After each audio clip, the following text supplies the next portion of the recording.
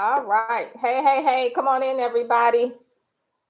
Let's get this party started. Today is the 21st. All right. Hey, come on in.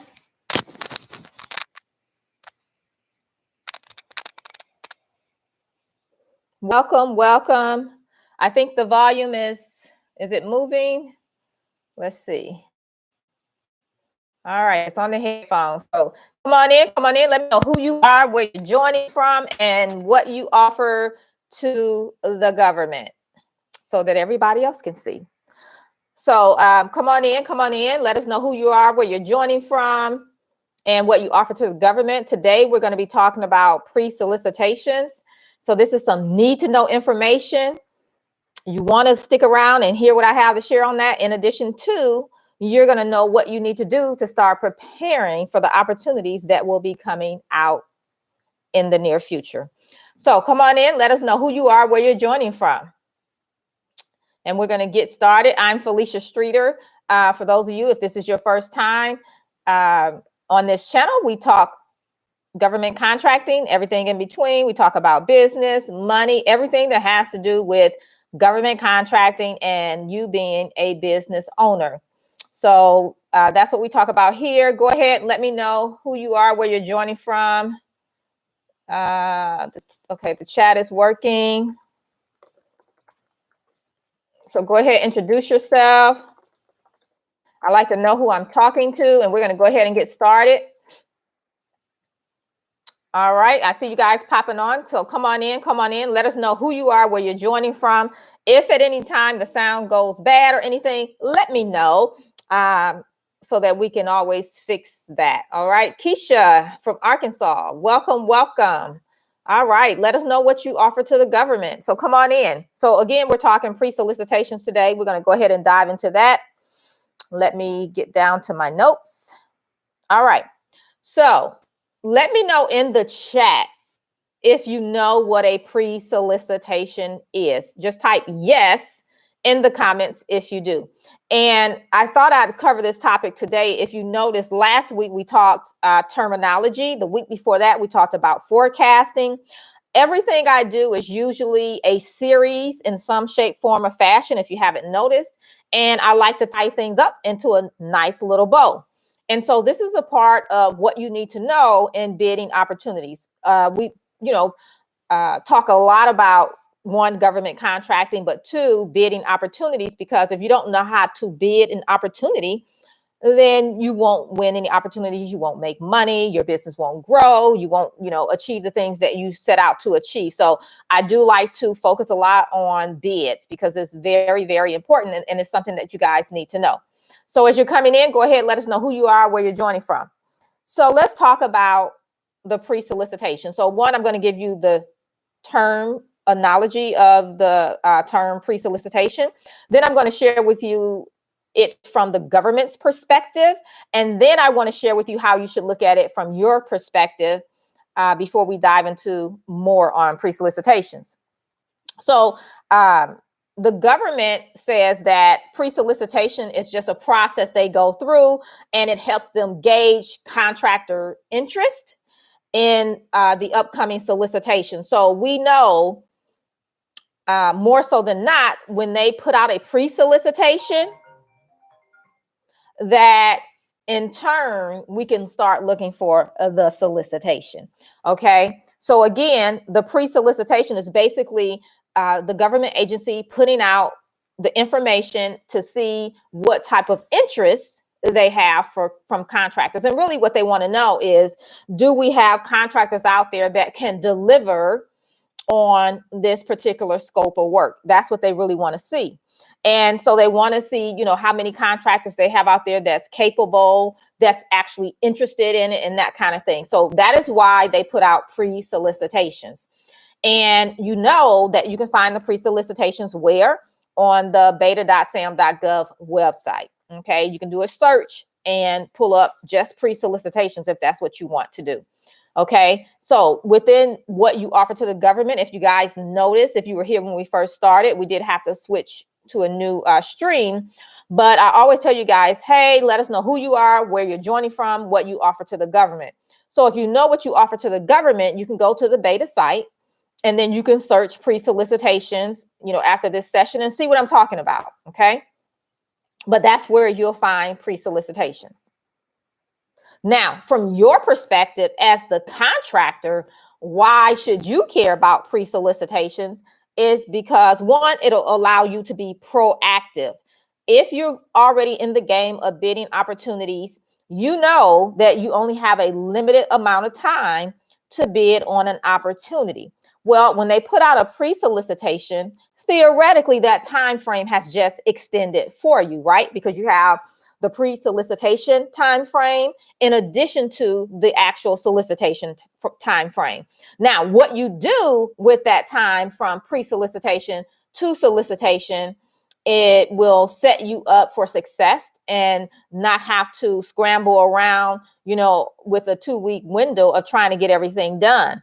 So you want to definitely look for those pre-solicitation by knowing who's your customer agency, right? And what you offer to the government. So if you know those two things, then you can start looking for pre-solicitations, be proactive in your activities of what you're doing and putting together your bids. It allows you to extend your time frame of bidding the opportunity. And then it also allows you time to prepare. And we're going to talk about some of the things you may have to prepare for here momentarily. Okay. So that's your perspective as the contractor as to why you should care and be looking for pre-solicitations. Now, I also like to say other ways to look at this is when they put out the pre-solicitation, and there's other forms or ways that they will do this as well, but we won't get into those here. But when they do those things, they're kind of like putting us on notice, right? That something's coming out. They also tell us they also tell us when we can expect for it to come out, right? That's very, very important as well. Timelines, what do you need to put in place, right? So if you know the timeline, you can get to work on it. It'll also tell you where they expect the work to be performed. So again, depending on your preferences, we talk about this in module 1 of the Contractors Edge Bootcamp. If you know what your preferences are, you can also look at it as far as place of performance and see if it's a good fit for you. But they'll tell you where they expect the work to be done. And then they also give you the scope of work. It may not be the full-blown scope of work, but they give you enough information so that you can look at it and see if it's something you want to bid on, if it's something that you're interested in. Okay. So that's what you want to look for in the pre-solicitation. Really, you want to see if it's a go or no go for you. This is something else I teach in the boot camp, to where you can determine if it's something you should spend your time on putting in a bid or not. Because one of the things I teach in the boot camp is you only want to bid opportunities that you have a shot at winning. Because if you started bidding opportunities already, it takes time. And so you don't want to waste a lot of time on things that you have no shot at winning. And right now, it may just be you, but think about when you start hiring people into your business, you're paying them to bid opportunities and you're just bidding stuff because it looks good. But theoretically, you don't have a shot at winning it. So now you're just wasting money. So your perspective will change quickly, trust me, once you start looking at the opportunities and realize what's happening. A lot of times what happens is people are putting in bidding on opportunities. They're bidding. I had one guy come to me a few years ago, mid-year, early, I think late summer, something like that. But anyway, he had bidded 50 contracts that year and he had not won one. And I was like, well, geez, after, 3 or 4 and you didn't win one, something should have changed. A light bulb should have came on and said, okay, what I'm doing is not working. But unfortunately, it took him to 50 to decide that, one, he wasn't doing something right. He didn't know what it was and that he needed help. Okay. So definitely only bid opportunities that you feel you have a shot at winning. So let me tell you about the importance of the pre-solicitation before the solicitation, why this is a great thing, and the timeliness of everything and how it extends the time for you. So one time under my construction company, we're bidding a contract. Okay. It's here in Texas. I'm in the DFW area. The bid was due somewhere up near Austin. Okay. So maybe a couple hours away. It was in a small town, not Austin, but a town near Austin. So we put together the bid. It took us literally about a couple weeks. You know, it wasn't a small project. It's construction. So we have all the subdivisions. I mean, it's a lot we have to put into our proposals versus some of the proposals. Okay. So we took the time, 2 weeks putting this together. We have our team, employees in the office that do bidding. The other company we're going to partner with, they're doing their piece. We're still waiting on numbers to come in from some of the subcontractors. Yes, that could be something. That's a whole nother conversation. But anyway, at the end of the day, what happens is we go down, we're driving down first thing in the morning because I think the bid is due 10:30, okay? And we're still waiting on numbers, okay? So here's the plan. We're going to drive down, find an Office Depot or something like that. They'll fax us over the numbers. We don't take numbers over the phone because you can transpose numbers. So we have them fax us the numbers, and then we still have to calculate it on the paper, right, to get to the final number to put on the actual bid. So we're waiting on this stuff. We need the fax to come through.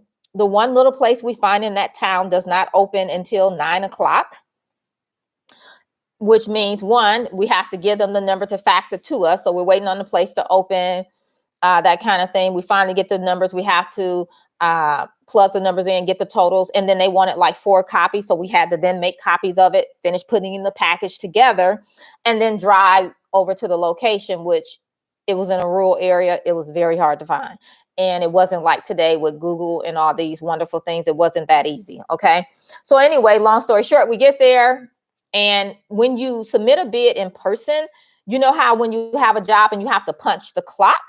Well, they have something similar as to you know, date stamp, time stamp when you submit your documents, right? So here's the package. It was a sealed bid type of thing. So we had to stamp in the envelope.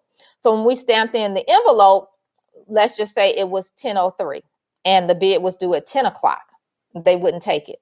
So my point is, it's very, very important to use your time wisely.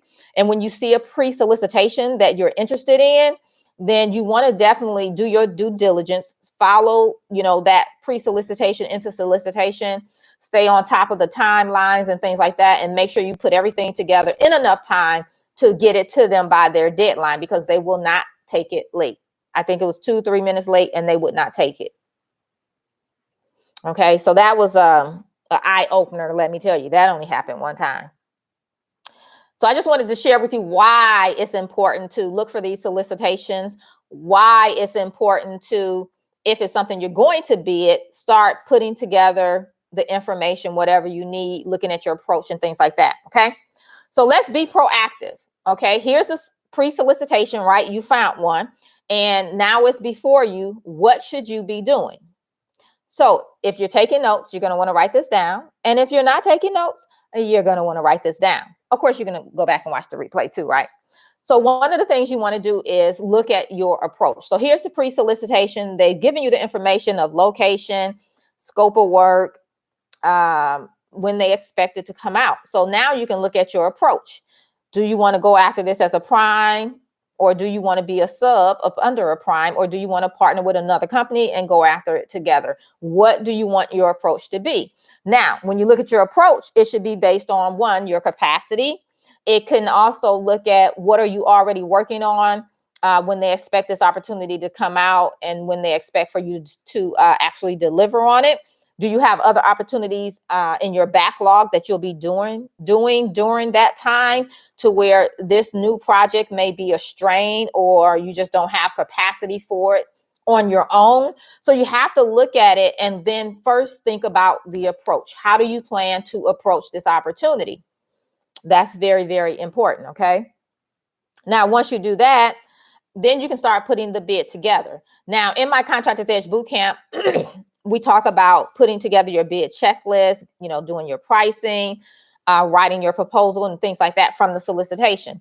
So you want to start working on those things and putting together as much information as you can based on what you have, in addition to based on your approach. Now, you don't have all the final details, but you can start putting things together. So what do I mean by putting things together? One, you're going to start putting together the actual proposal, right? Pulling documents, start writing to that scope for your scope of work, things like that. You're going to start sourcing pricing. Maybe you have vendors that you need to get pricing for them, maybe subcontractors, maybe you have to rent equipment. I don't know. Whatever it is, based on the scope, what you'll need. And so any type of pricing that you will need, whether you're going to rent something, buy something, or have someone provide a service, you need to know what that cost is so that you can put it into your final cost. Okay, so you want to do those things. You want to also think about how will you deliver on the promise. If it's a service, will you do it yourself? Do you need to get other people to help you? And that ties into your approach as well. But you need to also think about that. If you're going to use day labor workers, maybe you're going to use a staffing agency to get people, whatever it is, you need to start preparing for that. So if you're going to use day labor, then you need to find a day labor place. If you're going to use a staffing agency, you need to find a staffing agency, right? And if this is a part of your business, then, these type of resources you should be building all the time. So don't wait until you have an opportunity before you to do that, okay? Let's see. Also, what other resources you may need. It could be anything. Maybe it's funding. Will you be able to cash flow the project until it can cash flow itself? If not, do you have credit cards? Can you get a credit card? Will you borrow the money? Will you get a loan from the bank? Or maybe loan it to the business out of your personal money? Whatever it looks like, you need to also look at what resources will you need, okay? So that's very, very important. Also, you want to look at, depending on your approach, depending on what it's going to take for you to deliver, if you need to set up any type of accounts, now would be a good time during the pre-solicitation phase to do that. So like if you have to do rental equipment, sometimes they could go off credit or whatever. You need to know what that is. Maybe you have to pay a portion down. You want to know what that is, right? So you want to start sourcing all of those resources and see what do you need to do to put in place. Even with loans, you can go in and see, how much of a loan you qualify for. You don't have to take the loan until you're awarded the contract, but at least you're aware of the options that you have. So you want to be proactive in that regard as well, because you have to understand, in most cases, you'll have to float the project until it can float itself. Okay. And then the other piece is, I always like to say, even with what information they give you in the pre-solicitation, start jotting down any questions that you may have for the contracting officer, because once the solicitation come out, if they didn't do it during pre-solicitation, and they could do it during both or just the solicitation, but when they open it up for questions, you want to have your questions already laid out so that you can ask your questions, because they do have a cutoff as to when you can ask questions, because they want to respond to the whole group collectively, meaning they're going to respond to everybody that has showed an interest in that opportunity. It may even entail them putting out an amendment to the solicitation to put out, the information in regarding to questions that people had, if it specifically pertains to the opportunity and, it's something that you guys all need to know. Okay, so that's what you want to do. Now, how are you going to handle this moving forward? One, you're going to be on the lookout. What are you going to do? You're going to watch for pre-solicitations. And then once you see one that you're interested in, the other thing you want to do is watch out for the solicitation coming out. Now, on the beta site, they do have where you can elect to follow a particular solicitation or pre-solicitation, however it's labeled. You can follow it to where they'll send you updates. That's cool. I like to be more proactive, and I like to still as well go look for myself. And the reason I like to do that is because it's a system, it's computer, it's technology. Sometimes it fails. And at the end of the day, it's going to be your responsibility to stay on top of it, going from pre-solicitation to solicitation and any changes that may take place. You have to make sure you have those. So at the end of the day, you want to make sure you're checking, doing your due diligence on your own. If they send it to you, that's great. I would still go in and check, because it could have went to the spam folder, whatever. You just didn't see it. And you don't want it to be any type of pertinent information that may have changed your pricing or anything like that. So you definitely don't want to do that. Okay, because now you submitted at a lower price when really you probably would have changed it, and then they take yours, and then now there goes your profit margin. I see it happen all the time. We don't want that to happen. Okay, so that's what you want to do. All right, so if you have any questions about pre-solicitation, solicitation, go ahead, start popping those into the chat, and I'm going to open it up and answer some questions for you guys on that. We talked a lot here about pre-solicitation, solicitations, things that you need to do. So definitely, if you need to, go back, watch the replay, and make your checklist of what you should be doing in this regard. If you need more support in that, definitely check out the bootcamp First Bid Done Fast. Okay, I'm really, really excited about some new things we have coming that way. And I think it's going to serve you guys even better. So definitely firstbiddonefast.com, and you can check out the bootcamp. And you can get, when you join, you'll get immediate access. If you're at the place and space where you're bidding opportunities, definitely check out module 3. It's the meat and potatoes, where we talk all about bidding. Bidding. So that's a great place to go. If you're just getting started, definitely check out the government contracting roadmap portion, where you'll get your foundation set as far as being a government contractor. So everything there to support you in getting your first bid done. I'll put the link down here, and then we're going to do some questions. So if you have any questions, go ahead, pop them in. And I'm excited about all the people in the boot camp already. I think we only have 2 spots left. And after tomorrow, we're closing out this session anyway. So if you're thinking of joining, you better get in today, tomorrow, and tomorrow morning, so that you can join us for the live tomorrow morning at 10 a.m. Because after that, you're going to have to wait to the next session. You can get the course material, but you won't be able to come to the live session until we have the next one. So definitely, if you want one of the last 2 spots, come on in, join us. And I think I have one person already joining, so because I talked to them yesterday. All right, who do we have here? Let's see. Abram. Hey, welcome. I think you're new here from Houston. Welcome to the boot camp. Oh, this is not the boot camp, but welcome to the community. And Abram, you need lots of information and details from me, so you should probably come on into the boot camp. That's where most people start. You start with the boot camp.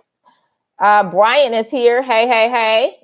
And he's in the boot camp currently. Linda's here.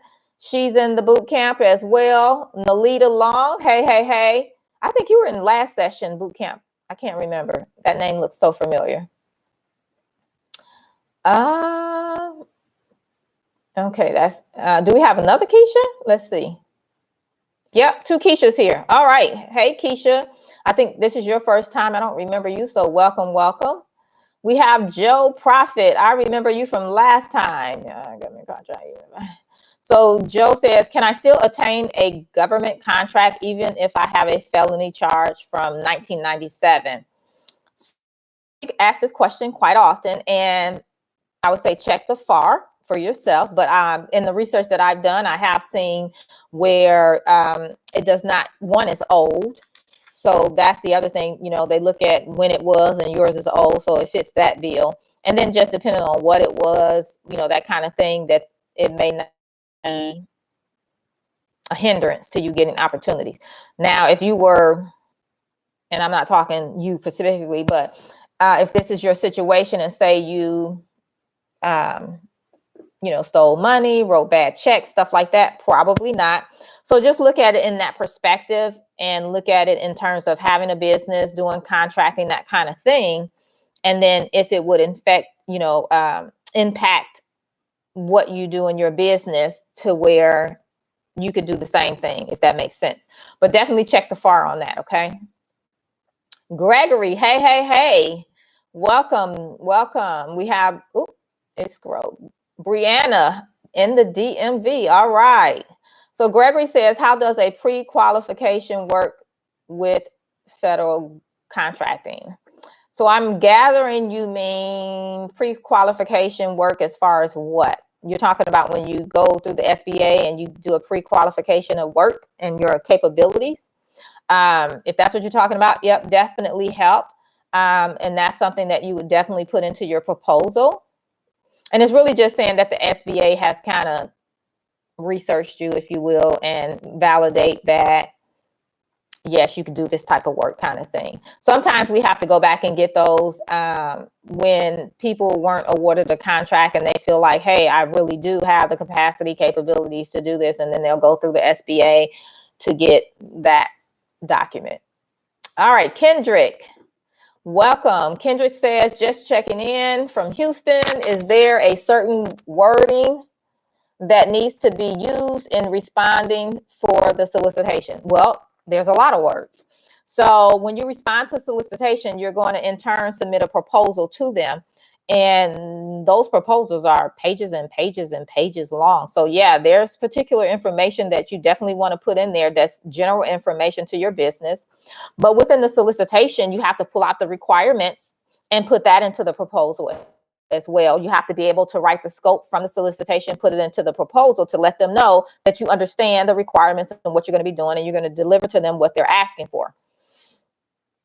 Now, we cover that in the Contractors Edge Bootcamp Module 3, but yes, it's specific information to the actual solicitation, and then there's other information that you will include to support what you're going to be doing.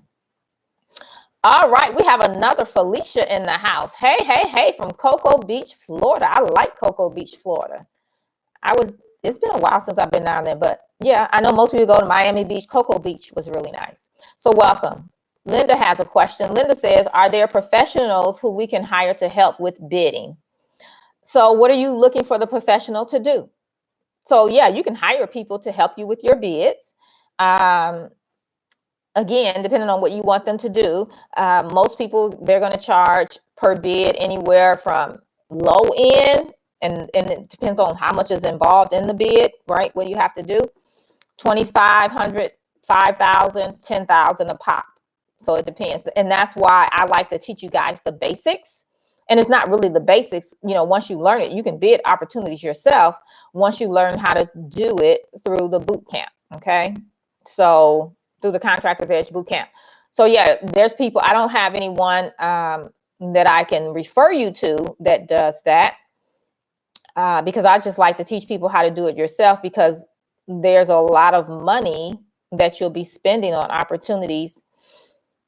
And at the end of the day, you need to know how to do it yourself. Now, when your business starts growing, you have the resources, then you may hire someone to help you with that in-house, that kind of thing.